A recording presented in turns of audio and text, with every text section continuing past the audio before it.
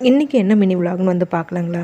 காலையில் வழக்கம் போல் தாங்க எல்லா வேலைகளும் வந்து முடிச்சுட்டு பசங்களை ஸ்கூலில் கொண்டு போய் விட்டுட்டு கோயிலுக்கெலாம் போயிட்டு வீட்டுக்கு வர்றதுக்கு இன்றைக்கி வந்து ஒரு 8:45 வந்து ஆயிடுச்சு. சீக்கிரமாகவே வந்துட்டேன்.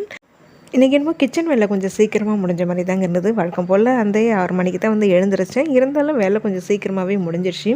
இன்றைக்கி வந்து பசங்களுக்கு என்னோடய ஹஸ்பண்டுக்கெல்லாம் இன்றைக்கி என்ன லஞ்ச் பேக் பண்ணேன்னா, இன்றைக்கி 2 வேளையுமே வந்து சாப்பாடு தான். பசங்களுக்கு ரொம்ப சூப்பரான, ரொம்ப ஹெல்த்தியான ஒரு லஞ்ச் பாக்ஸ் தான் ரெடி பண்ணியிருந்தேன். இது வந்து வல்லாரைக்கீரை, புதினா, அதுக்கப்புறம் மல்லித்தழை, இஞ்சி, உளுத்தம் பருப்பு, மிளகாய், புளியெல்லாம் வச்சு அரைச்ச துவையல் அது. அதை போட்டு தான் வந்து சாதம் கிளறி கொடுத்தேங்க. நல்லெண்ணெய்லாம் போட்டு. பசங்களுக்கு இது ரொம்ப ரொம்ப பிடிக்கும். ரொம்ப ஹெல்த்தியானதும் கூட.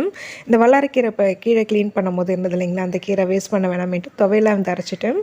இந்த துவையில போட்டு தான் சாதம் போட்டு கிளறி 3 பேருக்குமே வந்து பேக் பண்ணேன். தொட்டுக்கிறதுக்கு வந்து வத்தலும், அதுக்கப்புறம் முட்டை வேக வச்சு காரம் போட்டிருந்தேன். காலையில் சாப்பிட்றதுக்கு வந்து முள்ளங்கி போட்டு சாம்பார் வச்சுருந்தேங்க. சாம்பார் கொஞ்சம் சேர்த்தே தான் வந்து வச்சுருக்கிறேன். நைட்டுக்கு மாவு இருக்குது. தோசைக்கு வந்து தொட்டு சாப்பிட்டுக்கலாம். பத்தலைன்னா கொஞ்சமாக சட்னி அரைச்சிக்கலாம் அப்படிங்கிறனால சாம்பார் கொஞ்சம் சேர்த்தே தான் வச்சுருந்தேன். புது ட்ரெஸ்லாம் வந்து தைச்சேன்னா புதன்கிழமையில தாங்க வந்து நான் போடுவேன். சாதாரண அப்போ புதன்கிழமையில போடு, நிறைய ட்ரெஸ் வந்து சேரும்னு வந்து சொல்லுவாங்க. இப்போ ரீசெண்டாக இந்த சுடிதார் மெட்டீரியல் வந்து ஸ்டிச் பண்ணது இன்றைக்கி தான் வந்து நான் வியர் பண்ணியிருக்கிறேன். எப்படி இருக்குன்னு வந்து சொல்லுங்கள்.